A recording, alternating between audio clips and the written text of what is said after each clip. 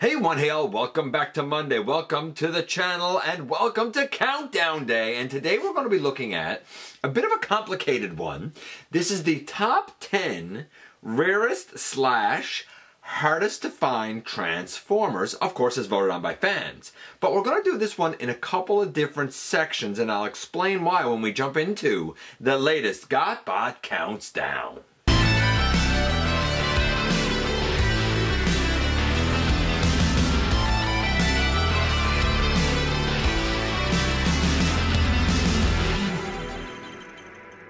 Hey one hail, welcome back to the channel. I'm your host, your most humble of hosts, Dennis Moulton, aka GotBot. As always, man, please like, comment, share, of course subscribe, and while you're at it, light up my baby.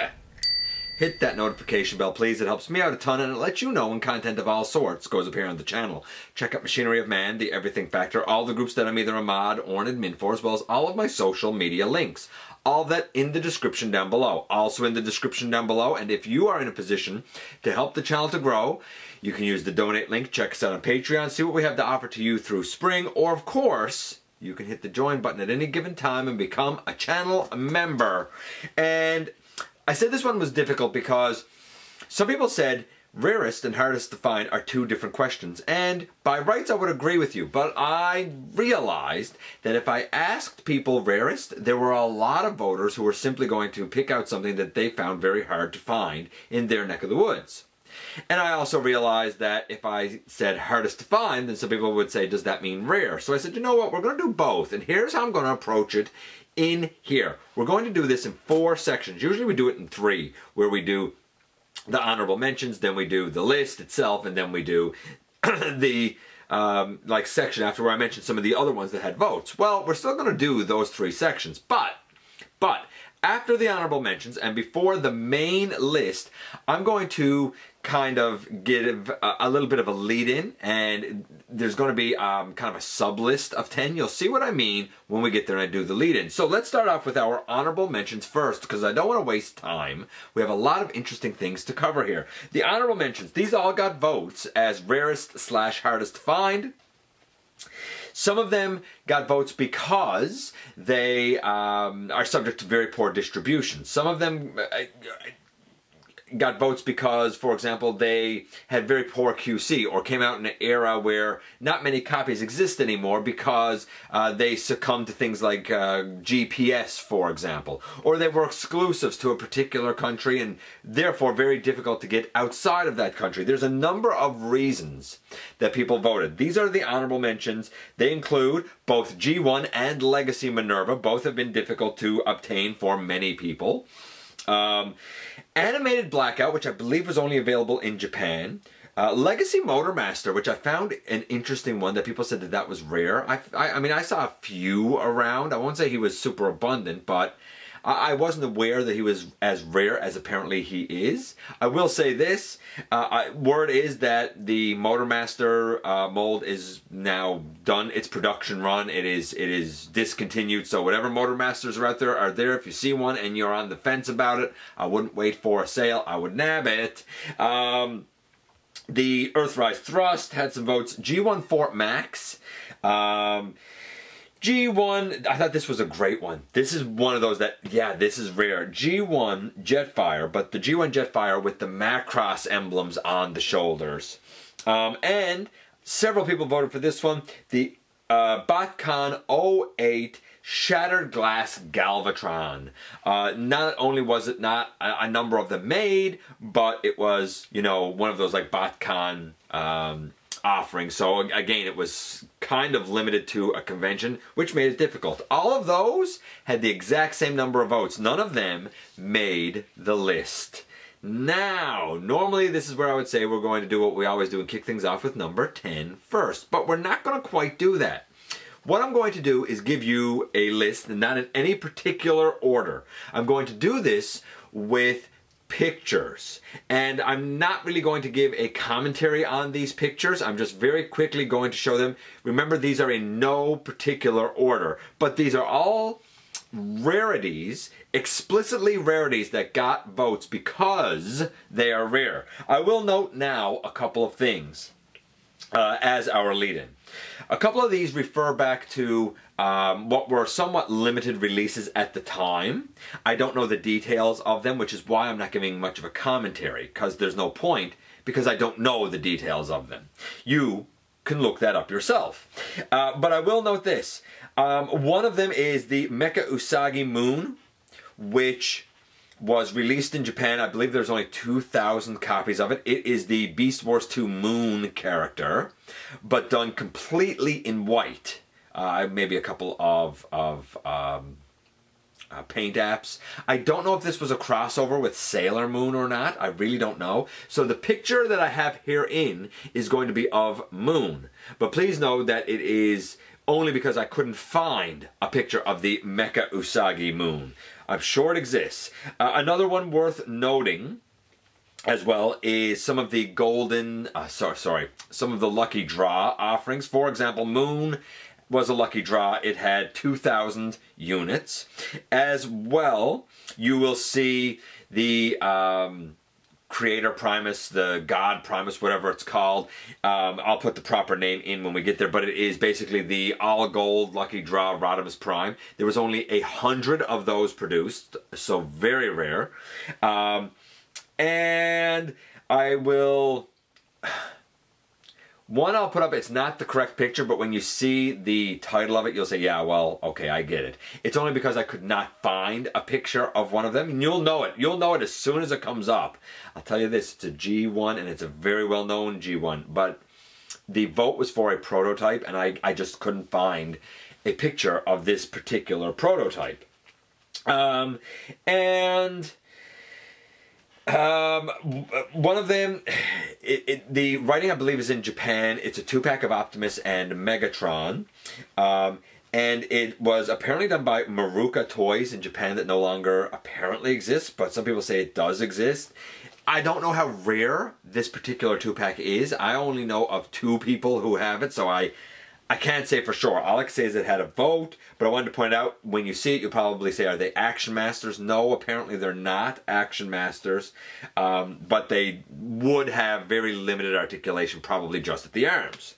The perhaps rarest one on here, and I'm just looking through, perhaps the rarest one that I'm about to show you, well, I'm showing you 2 versions of it, a black version and a clear version of G1 6-shot. Both of them were offered as lucky draw products, and they're supposed to like homage when he used his powers in the Headmaster cartoon. One of them, the clear one of course, mimicking his ability to become invisible. Didn't even know the dude had such an ability. I will say this, while both of them are here and both of them had a vote, specifically I want to note that the clear version is the 2002 release. It is, like I said, clear. It is a lucky draw. It is G1 6-shot. It is 1 of 10. There were only 10 awarded. So that clear G1 6-shot, 10 in existence, definitely makes it one of the rarest Transformers ever. And it did have a vote. So without any further ado, before we get to the main list, here are, in no particular order, 10 very rare Transformers.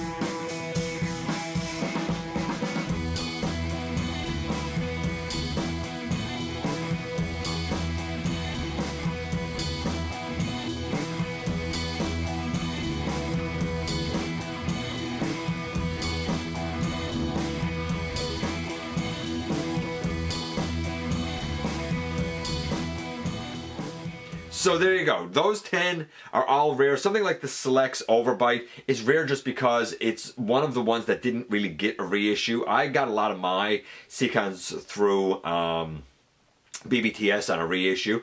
Tentakill didn't get a reissue, nor did Overbite. I found Tentakill on the aftermarket, as did many people. I found that Tentakill was a little easier to obtain than Overbite would be. And I'm sure you can get it if you have, you know, gobs of money and no common sense. But, you know, for a reasonable-minded person, yeah, he's rare, right? So it's kind of interesting. I don't know how rare the golden bucket, the golden popcorn bucket Bot is. I've heard that that's fairly rare, so I don't know for sure. Blue Bacchus, just because he's never had an update. So if you want a Blue Bacchus, it's got to be one of the G1 ones. I'd say Blue Bacchus is well overdue for an update, by the way.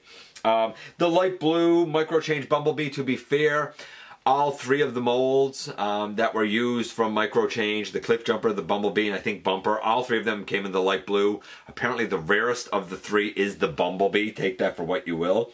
The MP05 Megatron prototype, there's a number of prototypes. The one that got the vote was specifically the all-plastic version. I'm not going to lie. Very difficult to find images of this. I don't know if the one that I had pictured was the all-plastic version or not. That's what I went hunting for. I don't know if it's what I got, but that's what had the vote. So all of those, very interesting. The honorable mentions, very interesting. Now, based on the fan votes, we're going to get to part 3. So part 1 was the honorable mentions. Part 2, what I just showed you. And now part 3, the actual list itself. And we're going to do what we always do. Kick things off with number 10 first.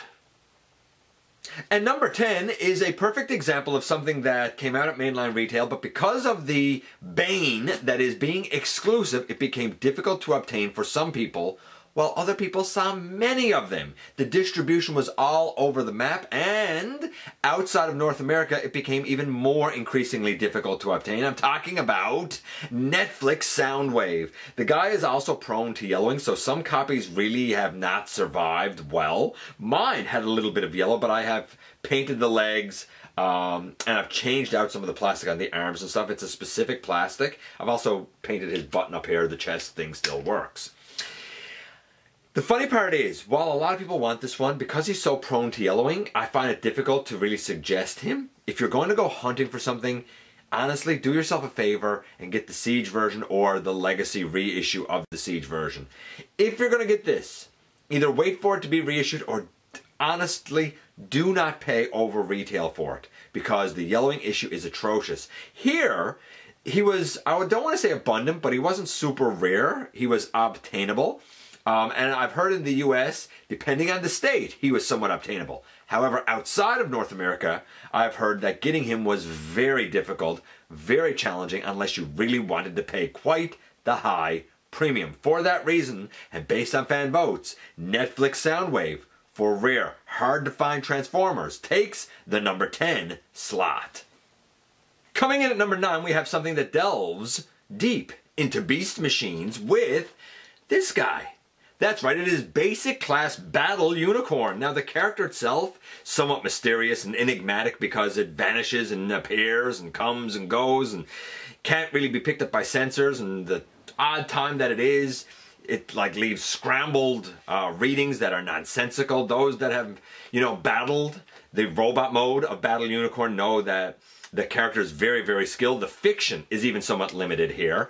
And this Basics size, Basics class offering came out in the 7th wave at the very tail end of Beast Machines, when it was kind of limping to the finish line because it never really caught on. Transtech was going to be the next step. That never happened.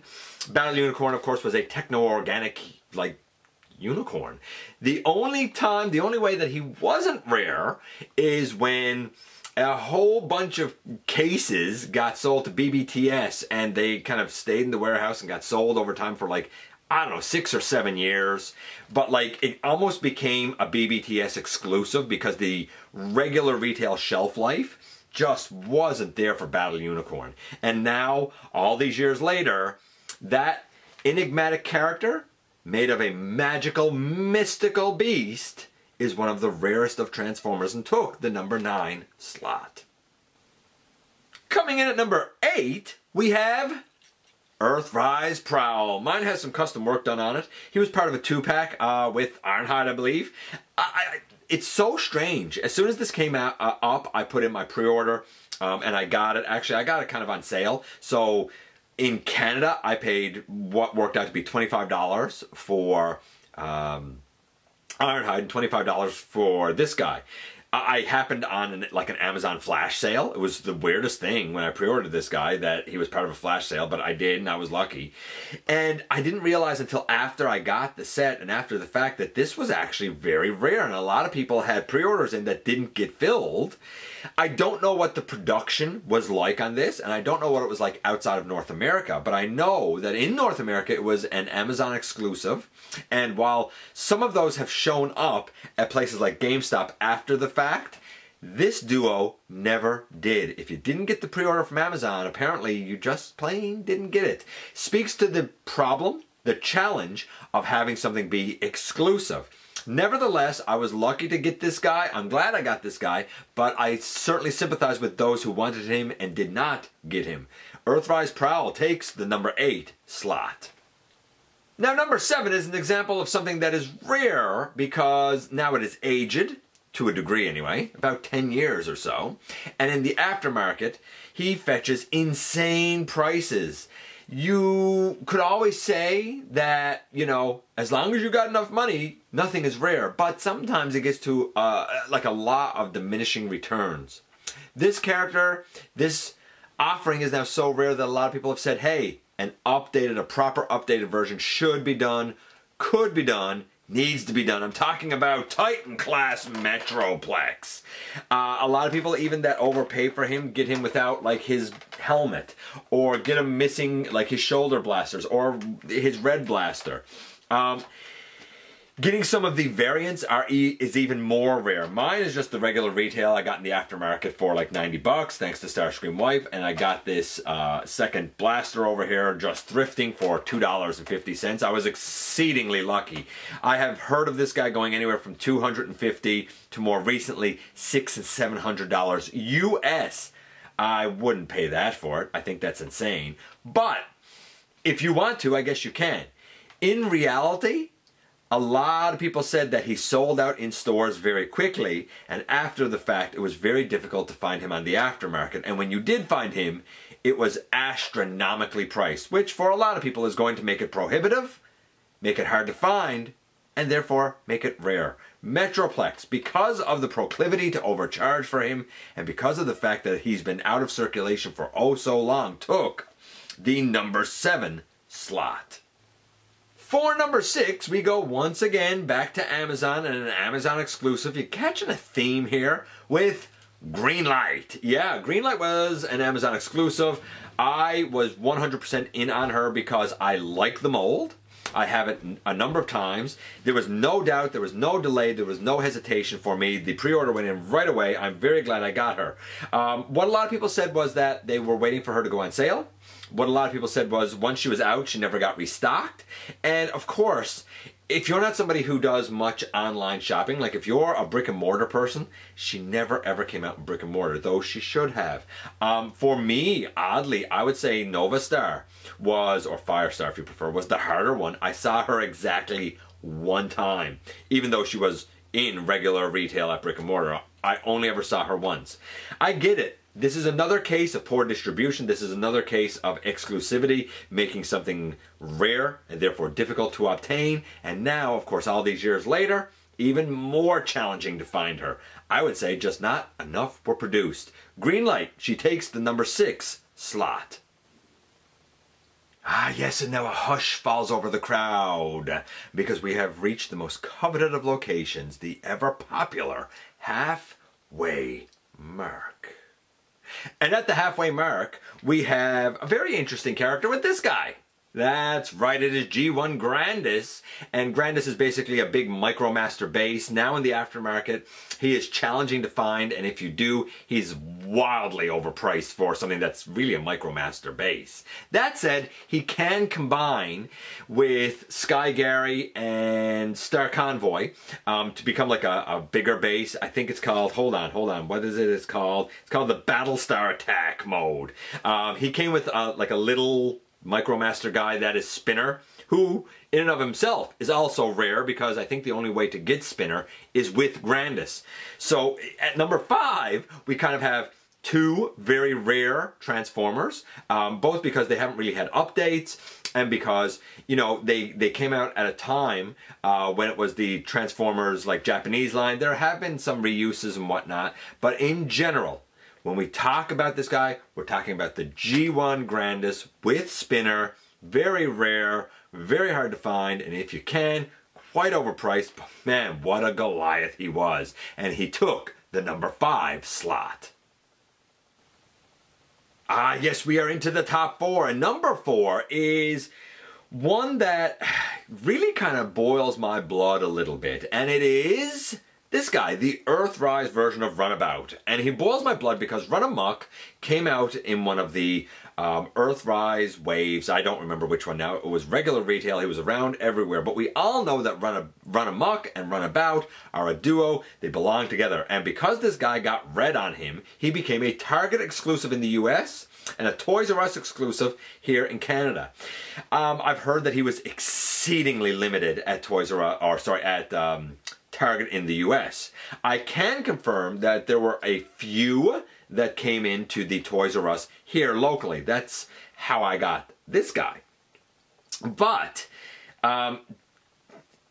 it wasn't abundant at all. Not even close to being abundant. As a matter of fact, I ended up, I believe, with 2 of him because I think someone also sent me one, and I hooked up a local collector with it as well.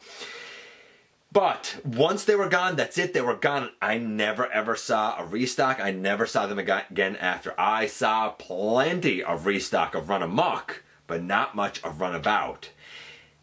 For anybody who's a true collector, when you get 1/2 of a team, or you get 1/3 of a team, or you get all of them except one member because of exclusivity, it enrages you, it makes you angry, it makes you wonder what you can do to rectify the situation. If anything, I would say that this guy deserves and needs to have a reissue. Great mold, fine mold, should have come out. Because of, once again, exclusivity hitting, this guy takes the number 4 spot for hardest to find Transformer. Now number 3 is on the list, and number 3 is a 2-pack, so it's actually 2 at this point. However, I feel like if we were to be doing this list a year from now, I'm not going to lie to you, this is a bit of an evergreen topic that we will revisit time to time as things change, because I think the voting will change.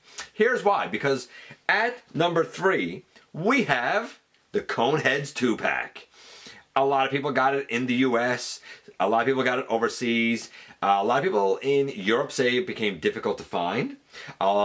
Canada never did get any of its pre-orders filled at all. It just, I'd say that they were on the boat that sank. They became really rare. For me, I was very lucky. Masterfire hooked me up with these, and I can't thank them enough because otherwise I wouldn't have gotten them. Why do I say that I don't know if these will be on the list as we go forward? Well, apparently they're supposed to be, though I don't know when, supposed to be getting reissues in the Legacy line as mainline releases. I think when and if that still happens, and I've heard Dirge is coming first, when and if that still happens, then honestly, I don't think it'll be that rare. For example, the G2 version of Ramjet, not nearly as rare as this. This is rare because the distribution was terrible, because a bunch of them sank to the bottom of the ocean, and because it depended on the country that you lived in. Still, I can't argue the fact that there's a lot of people that missed out on these, and to be fair, there are people that had these and then missed out on getting Thrust, because Thrust was also an exclusive. The Coneheads, all 3 of them, to be fair, were main characters really in season 2, and they never ever should have been exclusive. They should have just been main line releases. Nevertheless, as it stands, the 2-pack of Dirge and Ramjet takes the number 3 slot. Number 2 is a rarity that never ever should have been a rarity at all. I think it's atrocious and one of the biggest black eyes on all of Transformers. Why? Because he's part of a trio, and the other 2 members of this trio were just main line releases. Again, this takes us back to an Amazon exclusive. You get where the problem's coming in here, right? And it is the Siege version of Skywarp, the Phantom Strike Squadron, right? Skywarp, and it was 2 Battle Masters. I managed to get hooked up with this through, I believe it was Event Progenitor. I think he wanted to keep the Battle Masters, and I bought the Skywarp off of him because I didn't manage to get a pre-order in on time, as was the case with a lot of people. After that, I did see the Phantom Strike Squadron once at retail at GameStop. A good year or more later, I saw a couple of the Alpha Strike Squadron as well. That's the one with the G2 Sideswipe and the Slam Dance. But I saw one of this. I would have picked that up if I didn't already have this. It was very rare on Amazon, everywhere, and it was very, very hyper rare at retail. In a lot of countries did not make it to retail. It seems fairly universal that this guy was rare across the board, and a lot of people ended up getting a hot link and custom painting it into Skywarp, or they had some other version of the Siege Seeker mold and basically painted the whole body. I didn't need to do that, though I did do some custom work on his shoulders because I wanted them to not be black, and on his null race because I wanted them to not be black. That said, great mold, wonderful mold, but why you would have Starscream and Thundercracker be mainline retail and then make the third member an exclusive, man, never, ever, ever should have happened. It was bad business and it was bad for the fans, and it made Skywarp ultra rare. The guy's always been a rarity. Look at Classics. That was sold with an Ultra Magnus. Rare. Then look at the Earthrise. That was sold in a 2-pack with Thundercracker at Target/Toys R Us. Very rare. Here there was a grand total, I think, of 8. And if you didn't live in the area I live in, the metro region, then you weren't going to get it because we have one Toys R Us. This version, ultra rare. Really rare. And I'm so very thankful to have it. The Siege version of Skywarp. Because he's so hard to find, therefore rare, took the number 2 slot. And number 1 rare Transformer based on fan votes, I think, is more of a hard to find entry on the list than rare, because depending on the country, you can get this guy very readily, very easily. Seems like more easily if you live in Europe than anywhere else, specifically in the UK than anywhere else. If you live in North America, especially, very hard. I think Asia has found this guy fairly easy as well. So it really goes to tell where a lot of the voters for this guy came from, because he by and far took the number 1 slot. Rarest, hardest to find, I would say, Transformer, at least right now, and this is why this is an evergreen topic, because I think a year from now the answer at number 1 will be different. Velocitron Speedia 500 Legacy Cosmos. Now some people are going to see me hold this up and they're going to say, Cosmos? No, man, we've got packs of 8. The guy's shelf warming. If you live in a place where that has happened, then I get it. I would definitely suggest that you try and help some fellow collectors out in other parts of the world if you can. That doesn't mean get it and charge them $150 for a deluxe. Be realistic. Help your fellow collector out. I had one on pre-order, and that showed up, and I found another one in store, and I hooked up a collector with that one, and I found a third one in store and hooked somebody else up with that one as well. But that's the only 3 I ever saw. The one that's mine, that was a pre-order, and then 2 that were found in store. Or maybe mine was one of the ones in store. Either way, it was one that was a pre-order that arrived, and then this one, and another one that was in store. So yeah, a grand total of 3 in my neck of the woods. Never saw them after. I've been looking for some other folks. In the States, some people have said, my state has tons of them. They're on the pegs everywhere. And some people have said, there's like 11 Walmarts close to me, and I haven't found them at all. I know that in the UK, there are retailers over there who got full cases of 8 just Cosmos. And I know that here, the regular Wave 1 assortment that was a Walmart exclusive had this guy short-packed. This guy was short-packed, and I think Clampdown was short-packed. You should have short-packed that Road Rocket. That thing was utter garbage. What a disappointment that was. He's great. Is he a necessity? Should you drive yourself crazy looking for him? Absolutely not. But if you can find them, or if somebody can help you out, or if you're in a position to help somebody else out, then man, oh man, do it, because the guy is well done and he is definitely fun. Even if those forearms are awful hollow, baby. Yeah, you can get fillers, but we shouldn't have to.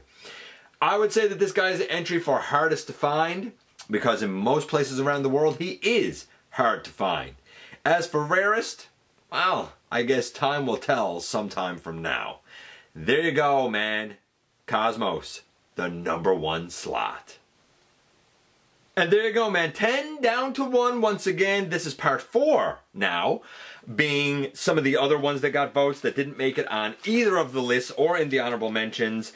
Some of them include the BotCon Transformers Animated Stunticon set, G1 Metal Hawk, Tidal Wave, Studio Series 14 Ironhide, that's a good one. Studio Series 35, Jetfire, though to be fair, there was a GameStop here that had him on the shelf forever. What else do we have here on this list? Like a proper G1 Bumblebee with the Bumblebee face, though he had the reissue, like somebody that voted for it said the original G1. I don't know what they meant by that. I really don't. The Origins Bumblebee, some people voted for that as well, although I didn't find that really rare. Actually, our Toys R Us had a bunch of them. Kind of overpriced, but maybe it's rare now in the aftermarket. The Netflix War for Cybertron Bumblebee had some votes. MP36 Megatron, that one surprised me. What else do we have here? What is that? No, not that one. Gigastorm, Combiner Wars First Aid, Combiner Wars Rook, Combiner Wars Alpha Bravo, G1 Kill Bison. I mean, there's a number like that. G1 Black Zarek, Transmetal Megatron. We all know why, because of the GPS issue that's ruined several copies. Randy, another example of GPS being like a problem. The reissue of the G1 Soundwave, believe it or not, in our neck of the woods, never ever did show up.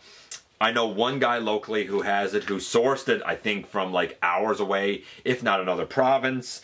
What else do we have here? What about Nautica? Though I sold mine for about 25 bucks, the Titans Return one anyway. What about Legends Grand Max? The Energon Police 2-pack, G1 Quick Switch, LGEX, Great Shot,